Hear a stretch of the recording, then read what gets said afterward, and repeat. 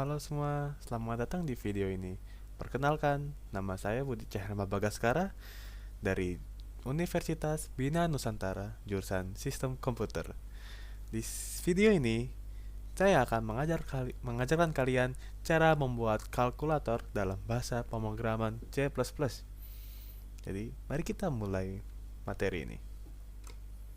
Jadi di materi ini kita akan membahas sign and sign integer, float, char, string, operator, if, else, statement, dan for loop, while loop. Dan materi ini akan dibagi menjadi dua jenis, yaitu tipe data sederhana dan sintaksnya di C++. Ini dia tipe data sederhana, ada 5 materi, dan sintaks ada 2 materi. Mari kita mulai dari tipe data sederhana bagian signed dan unsigned integer. Pertama, apa itu integer? Jadi, integer adalah tipe data dasar yang mampu menampung angka bulat bersifat negatif dan positif. Namun, integer ini tidak dapat menampung angka yang bersifat desimal. Di signed integer ini memiliki 4 tipe integer, yaitu short, integer, long, dan non-long. Dan keempat ini mempunyai ukuran yang masing-masing 16 bits, 32 bits, dan 4 bits. Dari ukuran ini, kita bisa menentukan batas yang dimiliki oleh tipe-tipe integer ini dalam format signed integer. Dengan rumus batas bawah ini dan rumus batas atas ini yang telah saya tulis. Dengan keterangan n adalah nilai bits. Bila ada keterangan bahwa dalam bentuk byte, maka kita menggunakan nilai konversi 1 byte sama dengan 8 bits. Jadi kita bisa bilang bahwa tipe integer short dan int atau integer adalah 2 bytes. Kita pindah ke ini contohnya. Karena ini sign, kita nggak perlu tulis apa-apa di depannya, karena secara otomatis program akan merekoneksi X buah integer bentuk sign. Seperti yang bawah juga. Sekarang kita pindah ke unsigned integer. Yang membuat unsigned integer berbeda dengan yang sebelumnya, yaitu kemampuan dalam menyimpan angkanya, terutama di batasnya. Di unsigned integer ini, batas bawahnya itu 0, dan batas atasnya mempunyai rumus tersendiri. Dan untuk menentukan integer ini signed atau unsigned, kita bisa lihat tandanya. Bila ada tanda unsigned, maka integer tersebut hanya memiliki plus dan 0. Bila integer tersebut tidak memiliki tanda, maka nilai dari integer itu bisa bersifat plus, negatif, dan 0. Ini dia contohnya. Kita perlu menuliskan unsigned sehingga program akan membaca integer x adalah sebuah integer unsigned, yang dimana nilai x ini memiliki batas bawah 0. Kita pindah ke float. Apa itu float? Jadi float itu fungsinya mirip seperti integer, yaitu menyimpan angka. Tapi float menawarkan akurasi yang lebih baik, yaitu di mana float bisa menyimpan atau membaca angka yang berbentuk desimal.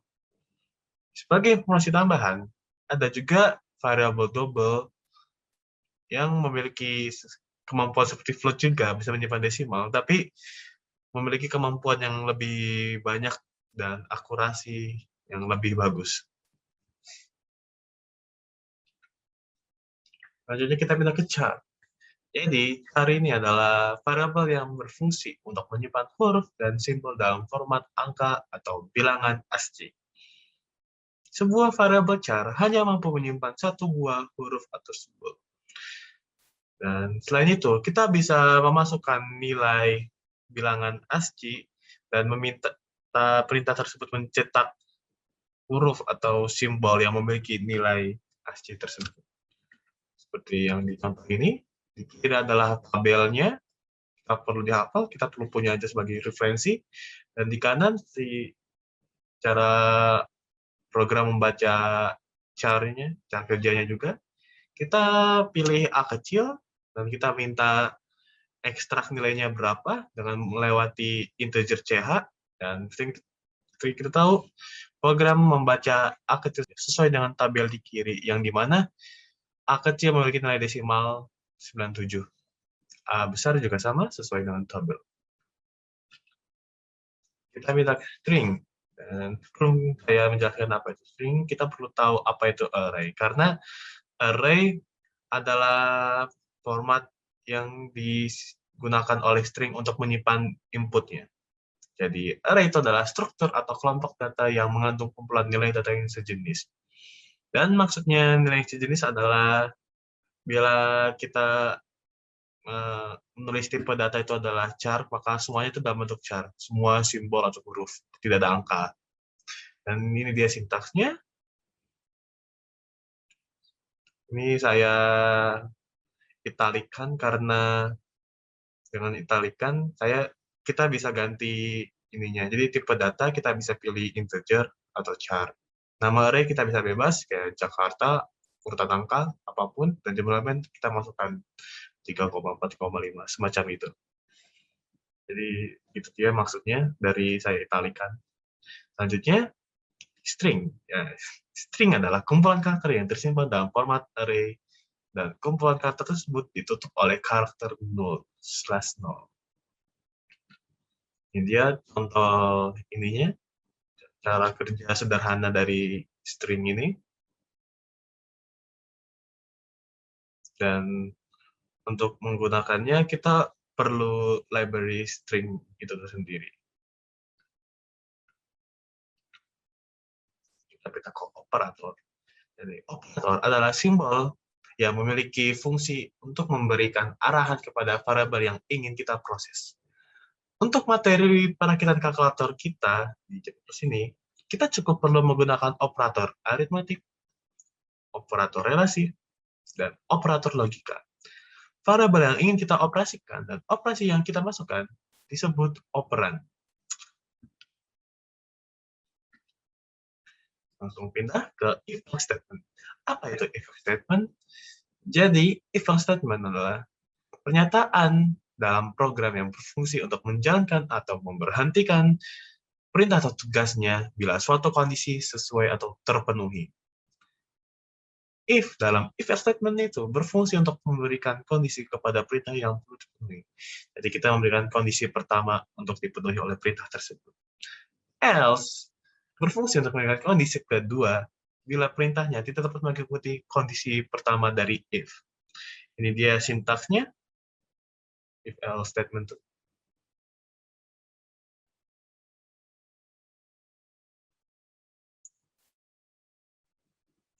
Ini dia contohnya. Ini dalam keadaan ini saya declare dulu hasil sebuah float dengan nilai awal 0. Nah, bisa kita langsung menggunakan if else dengan modifikasi sedikit. Else saya tambah if lagi sehingga bisa di loop-loopkan terus. Ini tahu dari plus minus bagi kalinya, lihat dari inputnya. Ini sebenarnya adalah salah satu cuplikan dari codingan kalkulator nanti. Jadi kita akan lihat dulu sementara plus minus itu dari inputan kita. Bila inputan kita positif, maka dia akan masuk ke if simbol operator ini ya, relasi, plus maka hasil sama dengan angka pertama, angka kedua. Sisanya mengikuti. Gitu. Dengan cara kerja yang sama. Bila kita inputnya min, masuk yang kedua saja. Bila kita mintanya bagi, masuk langsung ketiga. Kali langsung masuk keempat. Kita masuk ke materi terakhir, for loop dan while loop. Pertama kita bahas dulu apa itu loop. Jadi, loop adalah salah satu konsep dalam bahasa pemrograman untuk mengerjakan perintah atau tugasnya sampai kondisi tidak memenuhi lagi. Dan for loop di C++ ini menawarkan sintaksnya seperti ini.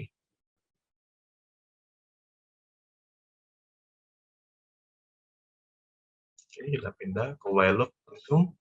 Dan while loop ini adalah salah satu bentuk loop lainnya yang hanya perlu kasih kondisi untuk memicu perintah dalam loop tersebut.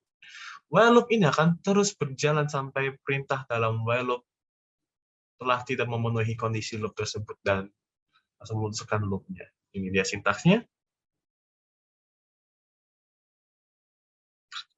Ini langsung pindah ke contohnya. Di kiri kita punya for loop, di kanan kita punya while loop. Di kiri ini for integer A1 adalah ininya, inisiasinya. A kurang dari sama dengan 3 adalah kondisinya, dan A++ adalah update-nya. A++ berarti nilai A akan bertambah satu per satu. Kita see out kan A yang dapat dari loop atas, print spasi. Print spasi biar ada jarak antara 1, 2, 3. Oke. Sementara untuk while loop, kita kasih kondisi I kurang dari sama dengan 3. Sebelumnya, di atasnya, kita telah nge-declare bahwa I adalah sebuah integer yang bernilai 1. Jadi, karena 1, maka di while loop ini akan mengulang 3 kali sampai angka 3. Di atas 3, maka akan terputus. Di dalam while loop ini, kita perintahkan untuk mencetak I dan spasi. Dan kita kasih juga update-nya biar lebih rapi. Terima kasih atas perhatiannya di materi PowerPoint ini. Selanjutnya kita bisa langsung masuk ke codingannya itu sendiri ya. Jadi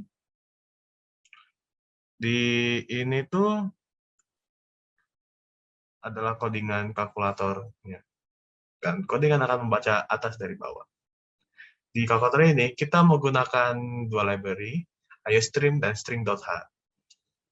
Dan kita juga menggunakan using namespace standar sehingga codingan kita bisa lebih singkat dan lebih nyaman diketik ya. Pertama, codingan akan membaca dari integer main. Ini pertama-tama saya tulis ini dulu, karena untuk nge-declare bahwa ini tuh ada, sehingga bila saat codingan sampai bagian sini, maka tidak akan terjadi error, karena belum ke-define, meskipun udah ada di bawahnya ya. Jadi kita perlu declare dulu di atasnya. Jadi masuk integer mains, hasil adalah string, istilah itu adalah char dengan y, hasil dalam kalkulator. Nah, dengan ini dia akan masuk ke sini, string kalkulator, angka pertama adalah float, operan adalah karakter, angka kedua adalah float kedua. Kita perintahkan cetak, mohon dimasukkan angka pertama, kita inputkan, dan angka yang kita inputkan menjadi angka pertama. Konsepnya sama juga dengan ini dan ini. Setelah kita masukkan 3 data ini, kita proseskan angka dan simbol tersebut. Bila simbol yang saya pilih adalah sebuah positif, maka langsung masuk sini ya. Angka pertama-tama, angka kedua akan mendapatkan jumlah pertambahan. Jumlah pertambahan adalah sebuah format hasil. Saya kasih format hasil karena untuk mempersingkat codingan. Jadi format hasil itu fungsinya ini.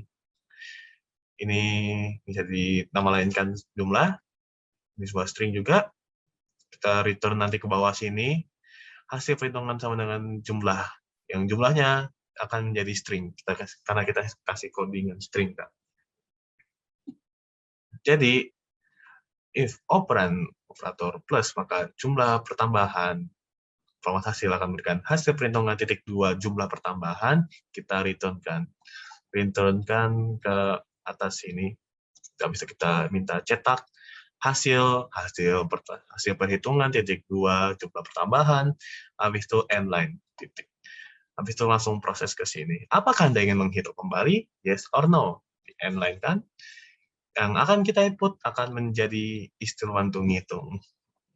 Dan istilah wantung ngitung ini, dan apa yang kita input akan mempengaruhi if else ini.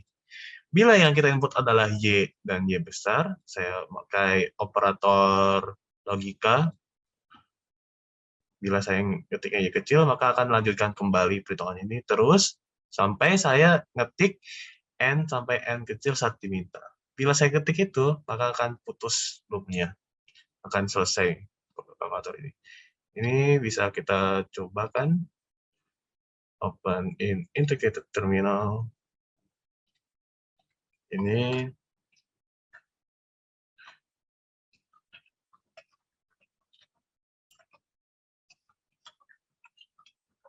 Oke.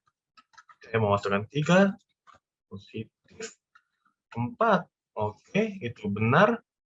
Apakah Anda ingin menghitung kembali? Iya, kenapa tidak? Saya masuk kapital aja. Oke. Habis itu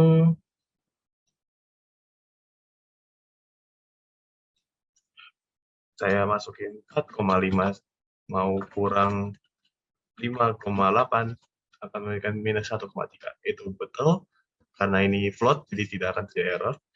Saya mau kasih lanjut. Kita akan masukkan nilai operan yang kita di luar yang diminta. Karena saya telah tulis ini, operan plus minus ini. Bila tidak antara ini, maka kita akan returnkan ini. Terjadi kesalahan. Mohon masukkan angka pertama, 4. Saya kasih X karena saya salah kira. Kan kali harusnya X. Ini habis itu 5. Nah, ini kesalahan dalam pemrograman input Anda. Mohon inputkan ulang. Apakah Anda ingin menghitung kembali?